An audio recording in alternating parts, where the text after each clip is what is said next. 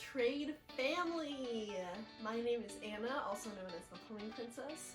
For those that don't know who I am a construction plumbing apprentice in my second year, and I am reporting to you from my bed because I just moved. I just moved back in with my dad, and so I don't have like a whole setup just yet, like with the background, so I'm just gonna make this video from my bed for now. I feel like it's nice, it's like a little aesthetic. We got Baymax, got a little cacti, I had a name for my cacti, but can't remember what it is.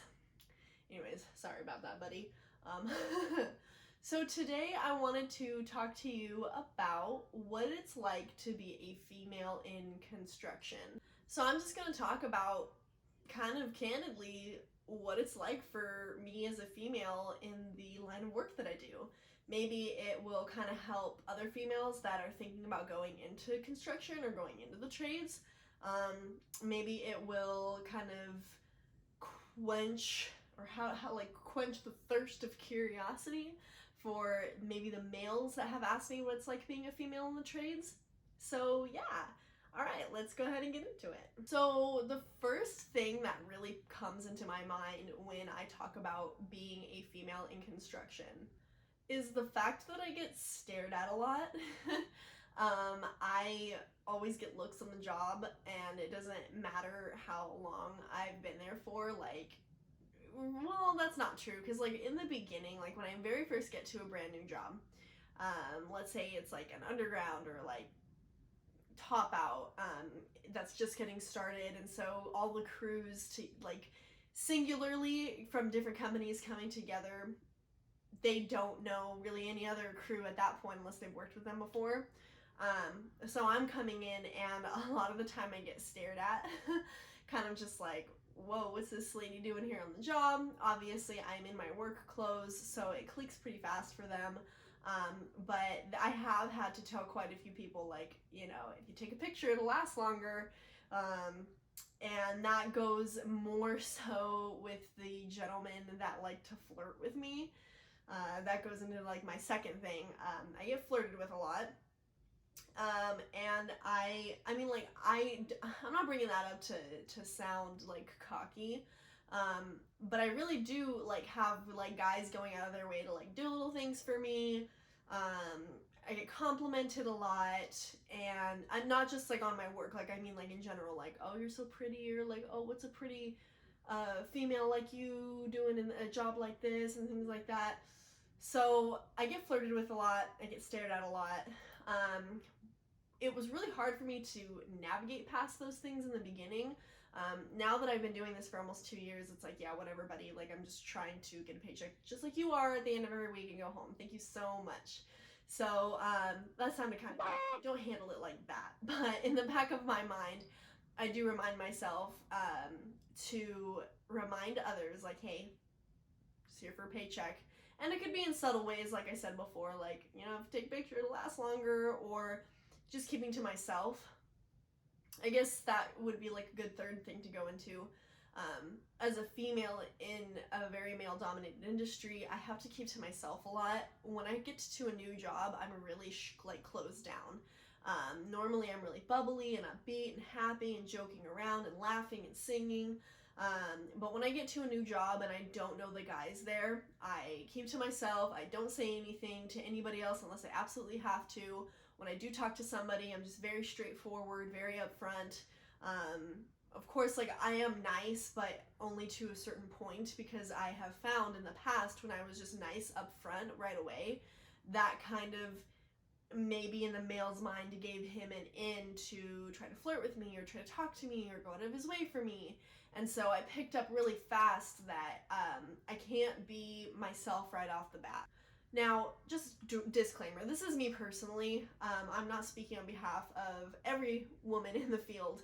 I'm sure every female kind of handles herself differently. Maybe she handles herself the same way. I'm not sure. But yeah, these are just my own personal things of what it's like being a female in construction. A fourth thing, I don't get taken very seriously all the time.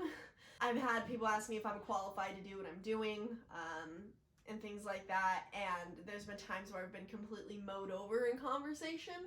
So that can be a little bit frustrating at times, but again, I just kind of like take it with a grain of salt. Another thing, I lost count, I can't remember what number I'm on. Another thing, it's really annoying to go to the bathroom sometimes because there is no like gender specific porta potty. I am non-union, so when I'm on the job, I am sharing porta potties with men that just don't understand what a proper diet really is.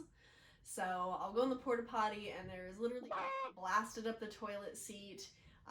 There's cigarette butts like everywhere. There's freaking piss all over the floor. It's like really, really gross. And what really sucks as a female in the field is I have to sit to go to the bathroom. No matter if I'm doing number 1 or number 2, I have to sit. And the porta potties don't always have a handle to like grab onto so I can like squat. So I'm either getting out of the porta potty if it's really, really nasty to go find another one, or I'm like sanitizing the seat, or I'm putting toilet paper down, or I'm doing all of those things. So going to the bathroom as a female in construction can be a little difficult sometimes. But it's just one of those things that you kind of get used to with the job. Just kind of just like, whatever, you gotta do what you gotta do. So, to the women out there that are watching this, don't be alarmed. Don't feel like grossed out or be like, oh my god, I can never do that. Because it's like, come on now. It's a porta potty. What do you expect?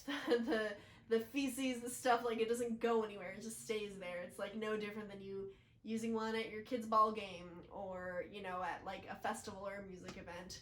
So, it's just on a daily basis. But you find ways to keep yourself clean and sanitized. And so overall, that has been something as a female I have had to navigate a little bit, but you get through it. Another thing that I have dealt with as a female in construction, specifically in plumbing, it's a very physical job, and it's not just physically taxing, but it's also mentally taxing. And so as far as the physical side of things, there are certain things that I do need help with, like lifting certain items, or there's just things that I cannot lift at all on my own, or just at all in general. So I do have to have a male counterpart either do it for me or help me. So that does kind of suck. There are a lot of things that I've figured out how to do on my own and how to navigate through on my own. And with that comes like criticism from my foreman, from my coworkers. They say, oh, why are you doing it like this? You do it like this instead. And I have to constantly remind them, I can't do it that way. I am small. I have to do it this way or else it's just not going to get done. And so I've been scoffed at a lot. I've been, had my eyes rolled out a lot by my peers and my superiors. Like, oh, well, that's just an excuse, or you need to go to the gym, or just stupid stuff like that. Again, I just kind of like, whatever, they are not walking in my shoes. I will just let them say what they need to say and just let it roll off my shoulders, because at the end of the day, it doesn't really matter.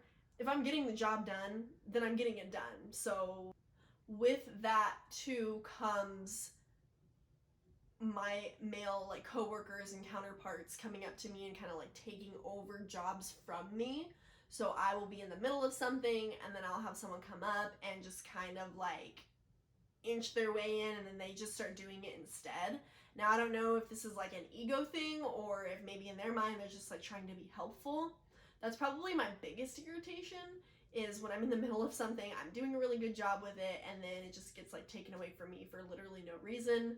I don't know if it's because sometimes my coworkers think that I can't do it because of my size or strength, or they think that, I just don't know what I'm doing, or I don't know. But that is one thing that I have seen as a female, not so much with the males. Now that could be kind of loaded. I'm not 100% sure on that, but it's happened to enough to the point where I'm like bringing it up in this video.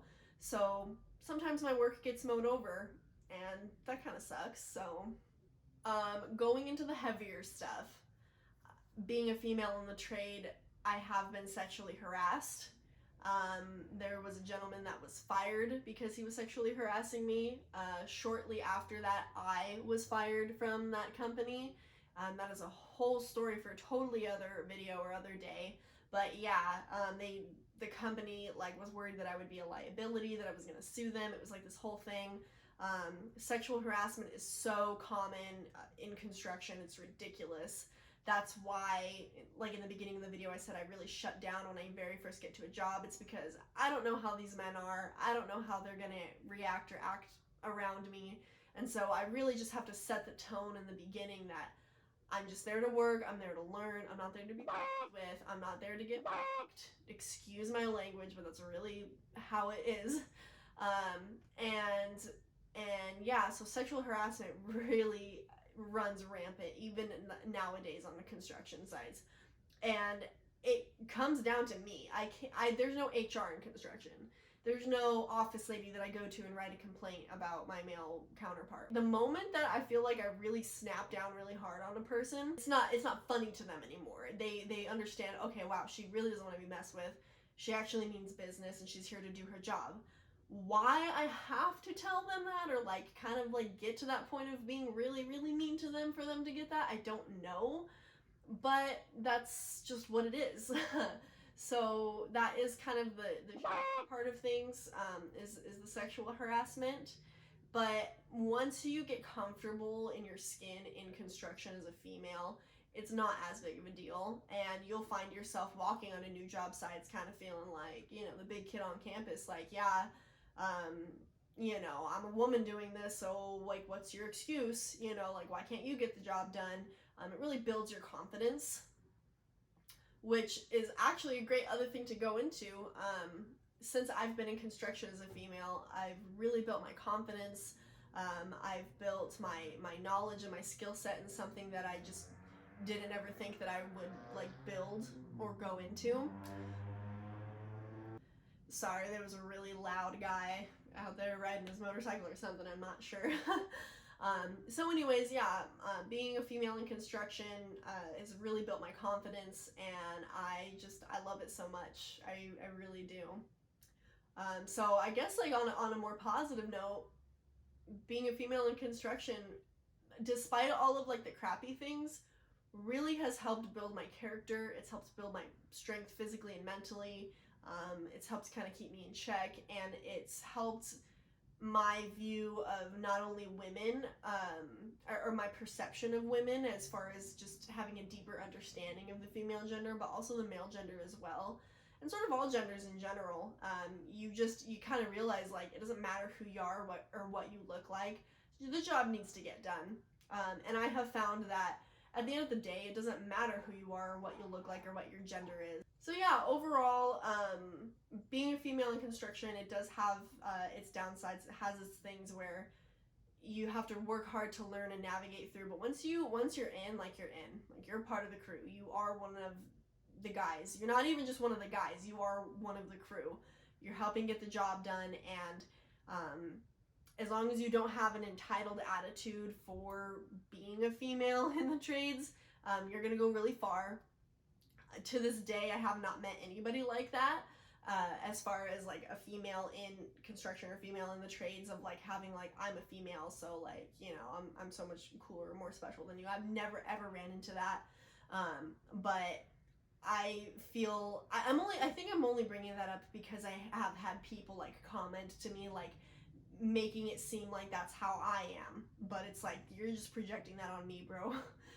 I hope that this video was educational. I hope it was fun. I just want to thank everybody for subscribing to me and just watching my journey and learning and growing with me as I learn and grow. All of you are super awesome. You're so wonderful. And I really have a goal to post more often. So stay tuned, stay subscribed, and if you're not subscribed, go ahead and click that subscription clicker button thingamajigger down below. Also, follow me on Instagram. I also have a TikTok. I don't post to it super often. I would like to more in the future, but I can only do so much. One last thing before I go, I really have a goal, and I'm super excited to say this, of reading the code book. So I'm going to be sitting down with the code book, whether it's like at my desk or my lap, wherever, and I'm going to sit down and just like read the code book out loud. So if there's anybody out there currently struggling to keep up with the code, or maybe they just want to dive deeper into the code, or maybe they just want to put me on in the background and listen to me read. I'm pretty good at reading. Go for it. I have a whole entire like thick file filled with practice tests that I also want to go through as well. So like, let's learn the code together. Let's get our journeyman's licenses as soon as we're qualified to do so. I'm super pumped about it. So, all right, thank you so much, everybody. I appreciate you. I love you, and I will see you guys later. Bye.